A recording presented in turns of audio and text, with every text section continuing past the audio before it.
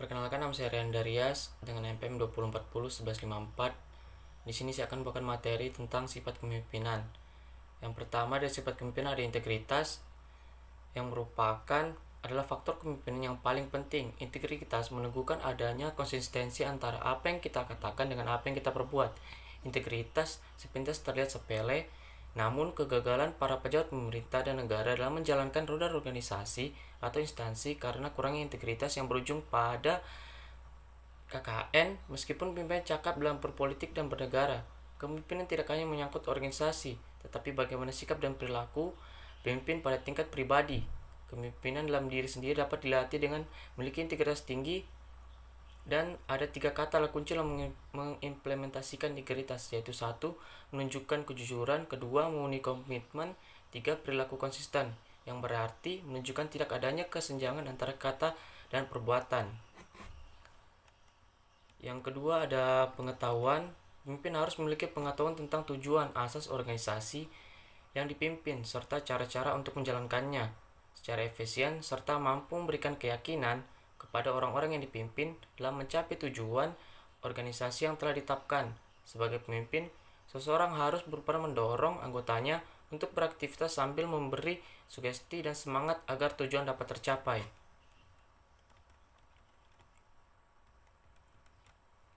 Yang ketiga ada keberanian. Keberanian sejati adalah keberanian tertinggi. Sebagaimana dikeluarkan oleh Sir Winston Churchill, keberanian adalah karakter utama dari seorang pemimpin sejati. Hal itu tercermin dan terlihat dalam perkataan, perbuatan, dan tindakan sebagai pemimpin.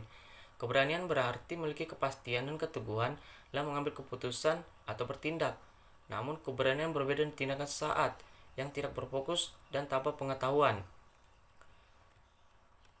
Keberanian ditujukan kepada seorang pemimpin setelah melakukan analisis atau suatu situasi dan mengambil keputusan berdasarkan dengan analisis tersebut. Setelah itu barulah seorang pemimpin melakukan dengan sepenuh hati keputusan yang telah dibuatnya, apapun resiko yang harus dihadapinya. Yang keempat ada inisiatif.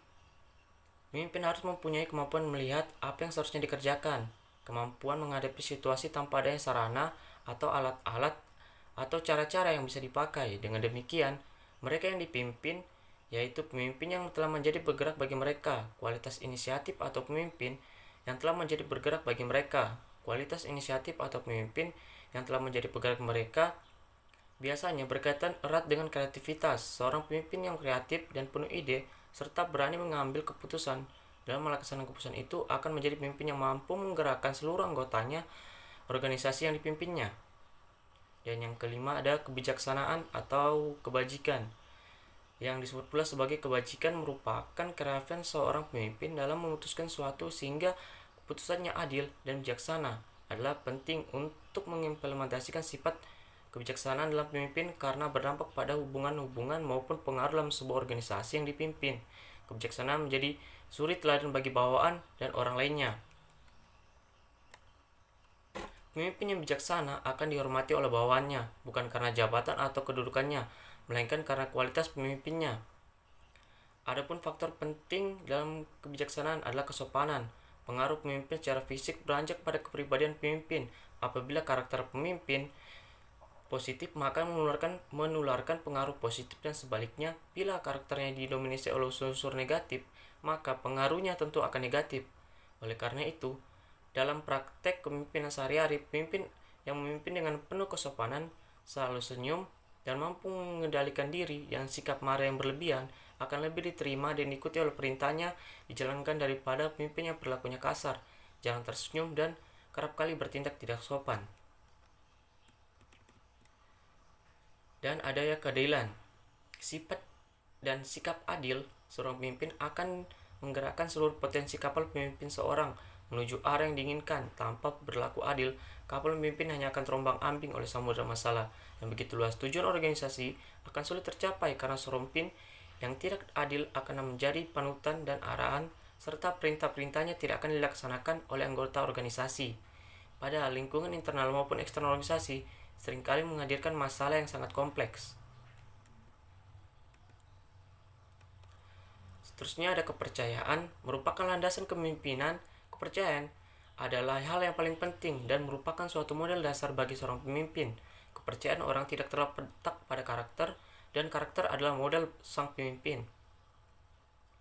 Menurut Jenderal H. Norman Scarford menegakkan pentingnya karakter. Scarford mengungkapkan bahwa kepemimpinan adalah kombinasi antara strategi dan karakter. Namun, jika Anda harus kehilangan salah satunya, lebih baik Anda tidak punya strategi. Mengapa? Setiap karakter memungkinkan terciptanya kepercayaan, dan kepercayaan kemungkinan terciptanya kepemimpinan. Jika seorang mempercayai kita dan mereka akan mendukung kita untuk berhasil, kepercayaan dapat menuntun pada kesuksesan. Jika orang tidak percaya pada pemimpinnya, maka akan ditinggalkan oleh anggotanya, hasilnya adalah gagal. Selanjutnya ada sikap. Setiap pemimpin perlu menciptakan kesan-kesan yang baik dan kelakuan pembawaan dan tingkah laku pribadi pada setiap saat, sehingga berpengaruh terhadap anak buahnya atau bawahan. Bahasa merupakan ukuran untuk menilai seorang pemimpin. Dengan bahasa dapat juga digunakan untuk menanamkan pengaruh terhadap bawahan.